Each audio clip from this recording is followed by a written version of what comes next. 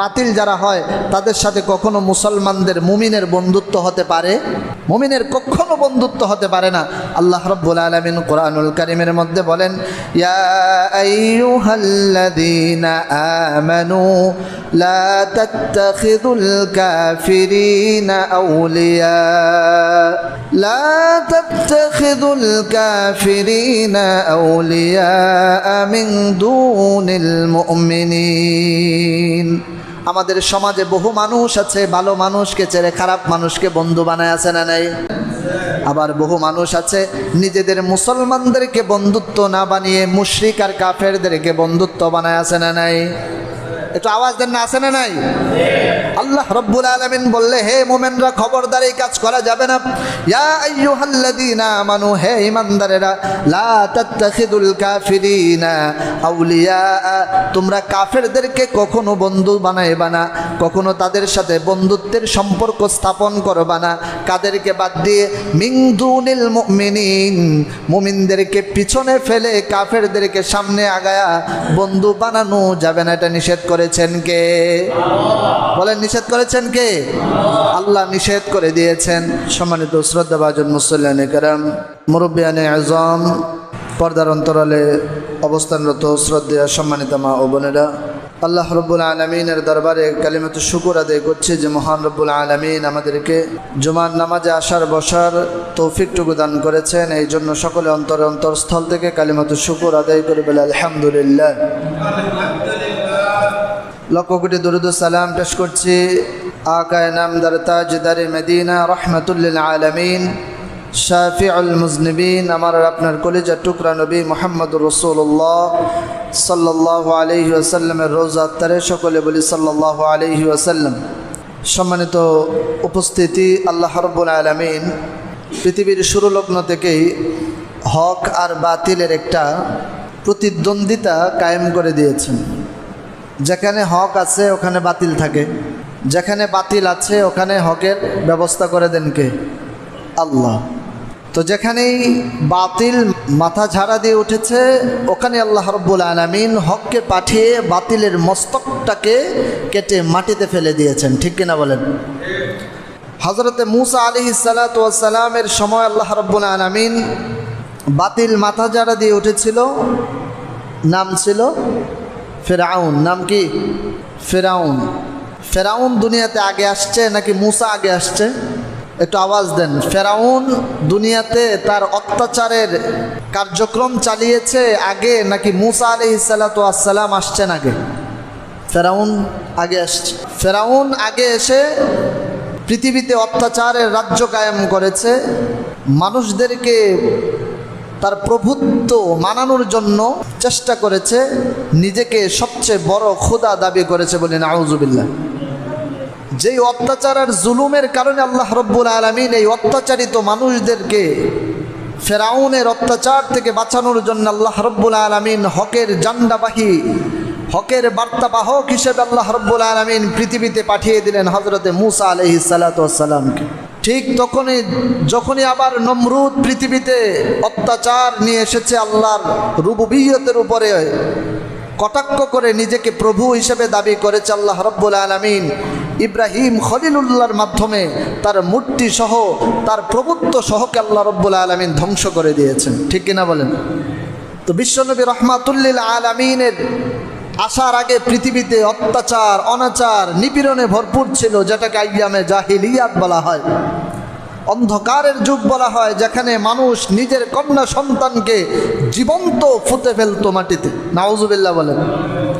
আল্লাহ রাব্বুল আলামিন ওই জাহিলি যুগের মানুষদেরকে হেদায়েতের রাস্তা দেখানোর জন্যে বিশ্ব জাহানের রহমত হিসেবে আল্লাহ রাব্বুল আলামিন আমাদের প্রিয় নবী মুহাম্মদুর রাসূলুল্লাহ সাল্লাল্লাহু আলাইহি ওয়াসাল্লামকে মহাগ্রন্থ আল কোরআন দিয়ে পাঠিয়ে দিয়েছেন। সুবহানাল্লাহ বলেন। আর যেই কোরআনের পরশ পেয়ে ওই যে পাথরের মতো শক্ত দিলগুলো পাথরের মতো কঠিন হৃদয়ের অধিকারী মানুষগুলো সোনার মানুষে পরিণত হয়েছে।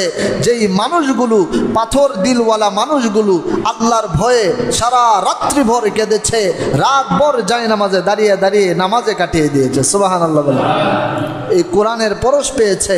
বিশ্বনবী রহমাতুল্লিল আলামিনের সংস্পর্শ পাওয়ার কারণে ওই মানুষগুলো, সবচেয়ে নিকৃষ্ট মানুষগুলোকে আল্লাহ রব্বুল আলামিন হকের উপর উঠিয়ে দিয়ে আলোকিত মানুষ বানিয়ে দিয়েছে। সুবহানাল্লাহ, সোনার মানুষে পরিণত করে দিয়েছে। ওই জামানায়ও আবু জেহেল, উতবা, সাইবার মতো বাতিলরা ছিল। সেই বাতিলদের মোকাবেলায় আল্লাহ রব্বুল আলামিন তাম পৃথিবীর নবী হিসাবে আমাদের নবীকে পাঠিয়ে দিয়েছেন। সুবহানাল্লাহ বলে।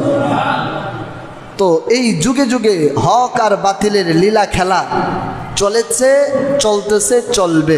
তবে আল্লাহ রব্বুল আলামিন পরীক্ষা করতে চান যে আমার কোন বান্দাটা হকের পথে এগিয়ে আসে, হকের পথে অবিচল থাকে, এবং কোন বান্দাটা আমার দ্বীনের জন্য, হকের জন্য নিজের জীবনটাকে কুরবান করে দেয়। সুবহানাল্লাহ। আবার কিছু কিছু মানুষ হক বাতিলের এই দ্বন্দ্বের মাঝখানে ওরা যাইতে চায় না, ওরা সহজতা অবলম্বন করতে চায়। সেটা হলো বাতিলের পক্ষ তারা অবলম্বন করে, বাতিলদের সাথে তারা মাথা নত করতে চায় এবং তাদের সাথে বন্ধুত্বের সম্পর্ক কায়েম করতে চায়। যারা বাতিল থাকে, যারা অত্যাচারী থাকে, তারা পৃথিবীতে একটু সুপার পাওয়ার হয়, ঠিক কিনা বলেন? আচ্ছা বলেন তো, মুসা আলাইহিস সালাতু ওয়াস সালামের জামানায় মুসা আলাইহিস সালাতু ওয়াস সালাম শক্তিশালী ছিলেন নাকি ফেরাউন ছিল? বলেন না কেন, কে ছিল? ফেরাউন ছিল। যার কারণে মুসা আলাইহিস সালাতু ওয়াস সালামের আগমনকে ঠেকিয়ে দেওয়ার জন্য সে সমস্ত পুত্র সন্তানদেরকে হত্যা করা হয়েছে। ওই জামানায় বলা হয়েছিল যেখানেই পুত্র সন্তান জন্মগ্রহণ করবে ওই সন্তানকে একদিনও বাঁচতে দেওয়া হবে না, সঙ্গে সঙ্গে তাকে মেরে ফেলতে হবে। কিন্তু মুসা আলাইহিস সালাতু ওয়াস সালামের আগমনকে ঠেকাইতে পারছে? পারে নাই। তো যেটা বলতেছিলাম, ফেরাউন প্রভাবশালী ছিল, শক্তিশালী ছিল। মুসা আলাইহিস সালাতু ওয়াস সালাম দুর্বল ছিলেন, একা ছিলেন, কিন্তু তার সঙ্গী ছিল কে? যার কারণে মুসা আলাইহিস সালাতু ওয়াস সালাম ফেরাউনের বংশের একটা লোককে মারার কারণে উনি কিন্তু ওনার দেশ ছেড়ে অন্যত্র চলে গিয়েছিলেন। ঘটনা আপনারা জানেন। ওখানে গিয়ে শুআইব আলাইহিস সালাতু ওয়াস সালামের সাথে দেখা হয়, ওখানে গিয়ে বিবাহ হয়। তো মুসা আলাইহিস সালাম কতটা দুর্বল ছিলেন যে ফেরাউনের কারণে, ফেরাউনের ভয়ের কারণে উনি ওনার স্বদেশ ছেড়ে পালিয়ে গিয়েছিলেন। মুসা আলাইহিস সালাতু ওয়াস সালাম কতটা দুর্বল ছিলেন। যখন আল্লাহ নবী বানালেন তখন আল্লাহ মুসা আলাইহিস সালাতু ওয়াস সালামকে বললেন, যাও ফেরাউনের কাছে আমার বার্তা পৌঁছে দাও, সে বড় খোদা কখনো হতে পারে না, আমি এই পৃথিবীর অধিপতি, আমি এই পৃথিবীর রব, সে কখনো বড় খোদা হইতে পারে না। তখন মুসা আলাইহিস সালাতু ওয়াস সালাম কি বলছিল জানেন? আল্লাহ, ওই যে একটা মানুষকে হত্যা করছিলাম সে তো আমার নামে পরোয়ানা জারি করে দিয়েছে, আমাকে মেরে ফেলবে, আমার ভয় হয়। তখন আল্লাহ রব্বুল আলামিন বললেন, মুসা তুমি যাও, আমি তোমার কথা শুনবো এবং তোমার কথা দেখবো। সুবহানাল্লাহ। তোমার কথা তুমি কি বলো, সে কি উত্তর দেয়, সে কি পদক্ষেপ নেবে, সব কিছু আমি শুনবো এবং সে অনুযায়ী পদক্ষেপ গ্রহণ করবো। সুবহানাল্লাহ। তখন কি আর মুসা আলাইহিস সালামের আর কোনো ভয় থাকতে পারে? তো যেই জিনিসটা বুঝালাম এমনই ছিল। বিশ্বনবী রহমাতুল্লিল আলামিনকে যখন আল্লাহ পাঠালেন তখন আরবের মধ্যে নবীজি সবচেয়ে দুর্বল ছিলেন, সবল ছিল বাতিল শক্তি, মূর্তি পূজারীরা শক্তিশালী ছিল, উতবা, আবু জেহেল, উতবা, সাইবারা শক্তিশালী ছিল, কিন্তু আমার নবী দুর্বল ছিলেন। এই দুর্বলদের মাধ্যমে আল্লাহ হকের জান্ডা উঠায়। সুবহানাল্লাহ বলে। তো যেই জিনিসটা বুঝালাম, বাতিল সবসময় শক্তিশালী থাকে, প্রায় সময়ই বাতিল নাহক যারা হয় তারা একটু শক্তিশালী থাকে আর হকটা একটু দুর্বল থাকে। আর আল্লাহর প্রতি যখন ওই হক দুর্বল মানুষগুলো আল্লাহর প্রতি তাওয়াক্কুল করে তখন আল্লাহ রব্বুল আলামিন এই দুর্বল মানুষদেরকে বিজয় দান করে দেন। সুবহানাল্লাহ। যদি মুসলমানদের ইতিহাস দেখেন, বদরের প্রান্তরে 313 জনকে নিয়ে আল্লাহ রাসূল সাল্লাল্লাহু আলাইহি সাল্লাম 1000-এর মোকাবেলা করেছেন। এখানে মুসলমানরা শক্তিশালী না দুর্বল? বলেন, শক্তিশালী না দুর্বল? দুর্বল ছিল সংখ্যার দিক দিয়ে, অস্ত্রের দিক দিয়ে, বাহনের দিক দিয়ে, সব দিক দিয়ে দুর্বল। নাই অস্ত্র, খেজুরের ডাল, পাথর, অমুক যা কিছু আছে সেটা নিয়েই চলে গেছে। তারপরও বিজয় হয়েছে কাদের? মুসলমানদের। দুর্বলদের বিজয় করেছেন, কারণ দুর্বলদের তাওয়াক্কুল ছিল আল্লাহর উপরে। তো আল্লাহ রব্বুল আলামিন যুগে যুগে বাতিলদেরকে শক্তিশালী করেছেন, আর দুর্বল ছিল হকরা। তারপরে যখন হকরা ঈমানের সাথে ইস্তেকামতের সাথে অবিচল থেকে বাতিলের মোকাবেলা করেছে, আল্লাহ তাদেরকে বিজয় দান করেছে। তো আমরাও যদি এভাবে আল্লাহর প্রতি তাওয়াক্কুল রেখে সামনে এগোতে পারি, আমাদের ঈমানটাকে মজবুত করে ইস্তেকামতের সাথে আল্লাহর প্রতি ভরসা করে আমরা যদি সামনে এগিয়ে যাই, তাহলে ভবিষ্যতেও আল্লাহ আমাদের বিজয় দিবে কি দিবে না? তো এই জন্য যেই কথাটা বলতেছিলাম, বাতিল যখন শক্তিশালী হয় তখন একদল মানুষ বাতিলের কাছাকাছি যাইতে চায়, তাদের বন্ধু হতে চায়। শক্তিশালী মানুষের বন্ধু হইতে চায় না সবাই। যার অর্থ সম্পদ আছে তার সাথে সবাই বন্ধুত্ব পাততে চায়, কারণ তার সাথে ঘুরলে ফিরলে লাভ আছে। যার ক্ষমতা আছে তার সাথেও বন্ধুত্ব পাততে চায়, কারণ তার ক্ষমতায় সেও ক্ষমতাবান হতে পারবে। তো আল্লাহ রব্বুল আলামিন এর যুগে যুগে বহু মানুষ ছিল এরকম, যারা বাতিলের সাথে আপোষ করে চলেছে, বাতিলদের সাথে বন্ধুত্ব পেতে নিজেকে আত্মরক্ষা করেছে। আল্লাহ রব্বুল আলামিন তাদের সম্পর্কে কোরআনুল কারিমে কি বলেন সেটাই আমরা দেখব। আর বাতিল যারা হয় তাদের সাথে কখনো মুসলমানদের, মুমিনের বন্ধুত্ব হতে পারে? মুমিনের কখনো বন্ধুত্ব হতে পারে না।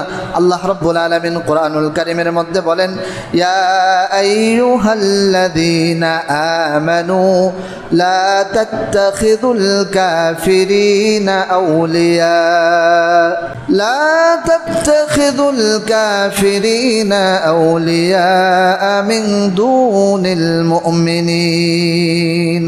আমাদের সমাজে বহু মানুষ আছে ভালো মানুষকে ছেড়ে খারাপ মানুষকে বন্ধু বানায়, আছে না নাই? বলেন আছে না নাই?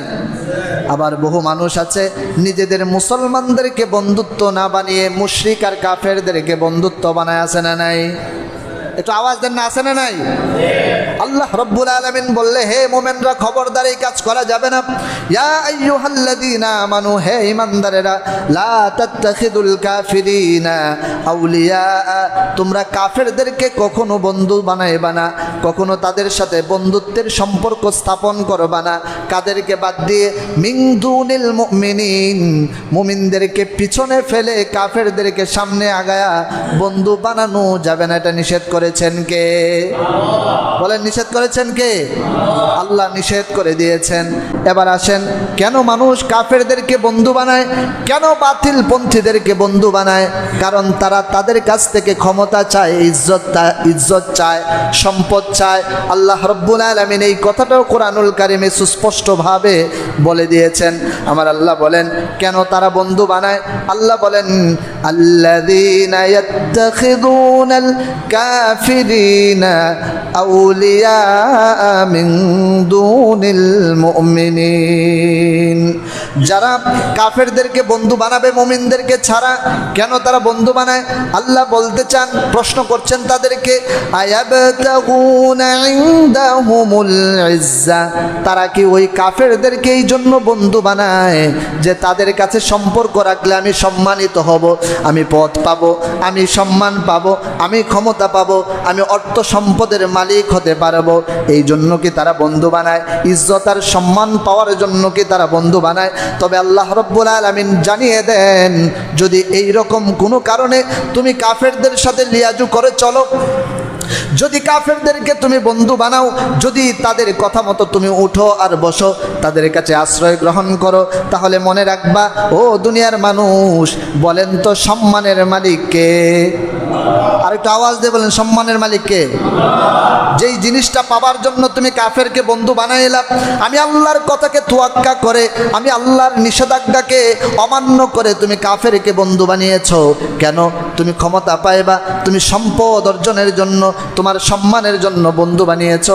আমার আল্লাহ ডাক দিয়ে বলেন, ফাইন্নাল ইজ্জাতা লিল্লাহি জামিআ, হে দুনিয়ার মানুষেরা শুনে রাখো, ফাইন্নাল ইজ্জাতা লিল্লাহি জামিআ, দুনিয়ার ভিতরে যত সম্মান দেখো, দুনিয়া আখিরাতে সমস্ত সম্মানের মালিক আর ইজ্জতের মালিক কে? আল্লাহদের তহিনভাবে ঘোষণা করে দিলেন যে সমস্ত ইজ্জত আর সম্মানের মালিক হলাম আমি আল্লাহ। অতএব আমাকে নারাজ করে যদি তুমি কাফেরকে বন্ধু বানিয়ে ইজ্জত খুঁজো, কখনো সম্মান পাবা না। আমাকে নারাজ করে কাফেরদের সাথে সম্পর্ক করে যদি তুমি ক্ষমতা চাও, তুমি কখনো ক্ষমতার স্বাদ পাবে না। আমাকে সন্তুষ্ট করে, যদি কাফেরকে সন্তুষ্ট করে তুমি অর্থ সম্পদের মালিক হতে চাও, তুমি সেটা কখনো হতে পারবে না। সেই সম্পদ বেশি দিন টিকবে না, ঠিক কিনা বলেন? তো এই কথাগুলো কেন বললাম? কারণ আমাদের বহু মানুষ বিক্রি হয়ে যায়। কি হয়ে যায় বলেন? বিক্রি হয়ে যায়। বিক্রি হয়ে যাওয়ার কারণে এই মানুষগুলো কাফেরদের হয়ে কাজ করে, মুসলমানদেরকে নিধন করতে পর্যন্ত দ্বিধাবোধ করে না, ঠিক কিনা বলেন? তো আল্লাহ রাব্বুল আলামিন অন্য জায়গায় বলেন, আল্লাহর কাছে তাদের কোনো অংশ থাকবে না যারা কাফেরদেরকে বন্ধু বানাবে। আল্লাহর বিরুদ্ধে যারা কাজ করে, আল্লাহর ধর্মের বিরুদ্ধে যারা কাজ করে, ইসলামের বিপক্ষে যারা কাজ করে, তারা আল্লাহর বিরুদ্ধে যারা অবস্থান নেয়, তাদেরকে যারা বন্ধু বানাবে, আল্লাহ বলেন ওই মানুষদেরকে বন্ধু বানানোর অপরাধে কাল কিয়ামতের ময়দানে তুমি আমার কাছ থেকে কোনো সওয়াব পাবে না, কোনো বেনিফিট পাবে না। আমার আল্লাহ বলেন, লা ইয়াত্তাখিযুল মুমিনুনাল কাফিরিনা আউলিয়া, খবরদার মুমিনরা কখনো কাফেরদেরকে বন্ধু বানাবে না। মিন দুনিল মুমিনিন, মুমিনরা ব্যতীত কখনো কাফেরদেরকে বন্ধু বানায়ও না। ওয়া মান ইয়াফআল যালিকা ফালাইসা মিনাল্লাহি ফি শাই, যদি এই কাজটা তুমি করে ফেলো, যদি মুমিনদেরকে বাদ দিয়ে কাফেরদেরকে বন্ধু বানায় ফেলো, তাহলে বান্দা মনে রাখবা, ফালাইসা মিনাল্লাহি ফি শাই, তাহলে তো আল্লাহর কাছ থেকে তুমি সামান্য কিছু পাবে না। বলি নাউজুবিল্লাহ। আমাদেরকে দিবেন কে? বলেন না, দিবেন কে? আল্লাহ ছাড়া দেওয়ার কেউ আছে? এই দুনিয়া তো কিছুই না, আখেরাতে চিরস্থায়ী জান্নাত আমি পাবো। আল্লাহ রাব্বুল আলামিন বলেন, ওই যে আখেরাতে তুমি পাওয়ার আশা করেছো, প্রাপ্তি করেছো, যদি এই ভুলটা তুমি করে ফেলো, তাহলে তুমি আমার কাছ থেকে কিচ্ছু পাবা না। কারণ তোমার একটাই অপরাধ, তুমি মুমিনদেরকে বাদ দিয়ে কাফেরদেরকে বন্ধু বানিয়েছো। তো আজকে আমাদের বাংলাদেশের অবস্থা কি? বাংলাদেশের পরিস্থিতি কোন জায়গায় গিয়ে দাঁড়িয়েছে? আমরা অনেককে শত্রু মনে করি, কিন্তু আমাদের শত্রু যাদেরকে মনে করি তারা না। বাংলাদেশের মূল শত্রু হলো হিন্দুস্তান তথা ইন্ডিয়া। কে বলেন? বুঝেন নাই কথা? বলেন, বাংলাদেশের মূল শত্রু কে? ইন্ডিয়া। কে? ভারত হলো বাংলাদেশের মূল শত্রু, কারণ এখানে তাদের স্বার্থ আছে। কারণ আমরা তাদের পেটের ভিতরে, আর কেউ চায় না যে তা আমার পেটের ভিতরে আরেকটা, আপনার জায়গার মাঝখানে আরেকজনকে রাখতে চাইবেন? কেউ চায় না। সবাই চায় যে আমার এই জায়গাটা একদম একুরেট আমার হয়ে যাক। তো ভারতের অন্যতম একটা মিশন হলো অখণ্ড ভারত। তারা ভারতের ভিতরে কোনো খণ্ড রাখতে চায় না, আর আমরা হলাম ভারতের পেটের ভিতরে। তো তারা বাংলাদেশকে গিলতে চায়, গিলে পুরাটাকে ভারত বানাতে চায়, যার কারণে তাদের মিশন জারি আছে না নেই? বলেন, আছে না নাই? তাদের কাজ চলতেছে, তারা ঘুমায় নাই। যদিও মুসলমান ঘুমিয়ে থাকে, আপনার বিরোধী শক্তিরা ঘুমায় না, তারা সজাগ, তারা সর্বত্র এবং সুদূর প্রসারী মিশন নিয়ে কাজে নেমেছে। যার 1 নাম্বার কার্যক্রম চালু করেছে ইসকন। কি বলেন? ইসকন নামে হিন্দুদের একটা উগ্র সংগঠন আছে। আমরা বাংলাদেশে দেখেছি বহু জায়গায় মন্দির আর মসজিদ পাশাপাশি আছে না নাই? একটু আওয়াজ দিয়ে বলেন, আছে না নাই? কখনো মন্দির আর মসজিদের সংঘর্ষ লাগছে? এই যে বাংলাদেশ 90 বা 92% মুসলমানের দেশ, সেখানে হিন্দুরা প্রতিনিয়ত মার খাওয়ার কথা ছিল কি ছিল না? বলেন, ছিল কি ছিল না? যেখানে মন চায় ওখানেই হিন্দুর লাশ পাওয়া যাওয়ার কথা ছিল, কিন্তু মুসলমানরা অশান্তি চায় না। মুসলমানরা শান্তিকামী, যে তোমার মন্দির আমার মসজিদের পাশে থাকবে, সমস্যা নাই, তুমিও আবাদত করো, আমিও আল্লাহর আবাদত করব, তোমার ধর্ম অনুযায়ী তুমি ধর্ম পালন করো, তোমাকে নিরাপত্তা আমি দিতে পারি, তোমার উপরে আমি হাত উঠাবো না অন্যায়ভাবে। কিন্তু এই সংখ্যালঘু হিন্দুরা এই সংখ্যাগরিষ্ঠ মুসলমানদের উপরে হাত তুলতে দ্বিধাবোধ করে না, ঠিক কিনা বলেন? তো আপনারা হয়তো অনেকেই জানেন না, পুরা বাংলাদেশে হিন্দুত্ববাদীর একটা আগ্রাসন চলতেছে। তারা মুসলমানদেরকে শ্বাসরুদ্ধ করে রেখেছে। তারা বড় বড় মিডিয়াদেরকে তারা কিনে নিয়েছে। কেন? মিডিয়ার মধ্যে মুসলমানদের পক্ষে কোনো শব্দ লেখা হয় না। এর দ্বারা কি বোঝা যায়? যে এই হিন্দুত্ববাদীর আগ্রাসন মাত্রাটা কম না বেশি? কম না বেশি? বেশি। যার ফলশ্রুতিতে আমরা দেখেছি বর্তমানে যেটা ঘটছে, অনেক জায়গায় হিন্দুরা প্রকাশ্যে ইসলামের বিরুদ্ধে কথা বলছে। কোরআনের মধ্যে তারা লাথি মেরেছে, কোরআনকে তারা অপমানিত করতে দ্বিধাবোধ করে না, জনসম্মুখে তাদের বিচার হয় না, তাদেরকে পাগল বলে সেফটি দিয়ে জেলখানায় আবদ্ধ করা রাখা হয়। তারা আমার মুসলমান ভাইদেরকে নির্মমভাবে প্রকাশ্যে জবাই করে হত্যা করছে। এই সংখ্যাগরিষ্ঠ সংখ্যায় বেশি মুসলমান, 92% মুসলমানের দেশে একজন উকিলকে তারা, অ্যাডভোকেট যিনি মুসলমানদের পক্ষে হিন্দুদের বিপক্ষে আদালতে লড়তে যায়, তাকে দুনিয়া থেকে বিদায় করে দিয়েছে। আলিফ নামে আমাদের ভাইকে প্রকাশ্যে চট্টগ্রামে জবাই করে হত্যা করে দেওয়া হয়েছে। এর মানে কি বোঝা গেল? বাংলাদেশ যদিও মুসলমানের দেশ, কিন্তু মুসলমানের কোনো ক্ষমতা এখানে চলে, মিডিয়ার মধ্যে কোনো আওয়াজ নাই। গাজীপুরে গত কয়েকদিন আগে 13 বছরের একটা বাচ্চা শিশুকে 3 দিন পর্যন্ত ঘরে আবদ্ধ রেখে হিন্দু উগ্রবাদী ইসকনের সদস্যরা নির্মমভাবে তারা ধর্ষণ করেছে, অকথ্যভাবে তার উপরে নির্যাতন করা হয়েছে এবং 3 দিন পরে তাকে উদ্ধার করা হয়েছে, তার ফ্যামিলির কাছে ফিরিয়ে দেওয়া হয়েছে। মাদ্রাসার ছাত্রী। কিন্তু আপনি তাকিয়ে দেখবেন বড় কোনো মিডিয়াতে এর আলোচনা আসবে না। টেলিভিশনে আপনারা চায়ের দোকানে বসে থাকেন, খবর দেখেন, এইরকম খবর কখনো দেখবেন না। দেখছেন? বলতে পারবেন দেখছেন? বড় বড় গণমাধ্যম, প্রথম সারির গণমাধ্যম থেকে এ ব্যাপারে কোনো প্রতিবাদ নাই। এটা শাহজালাল আমানির দেশ, এটা শাহপরানের দেশ, শাহ মাখদুমের দেশ, এটা খান জাহানের দেশ। এখানে ইসলাম এসেছে আউলিয়া কেরামের মাধ্যমে, ইসলাম আদৌ টিকে আছে উলামায়ে কেরামের মাধ্যমে, আর তাদের মূল টার্গেট হলো উলামায়ে কেরাম।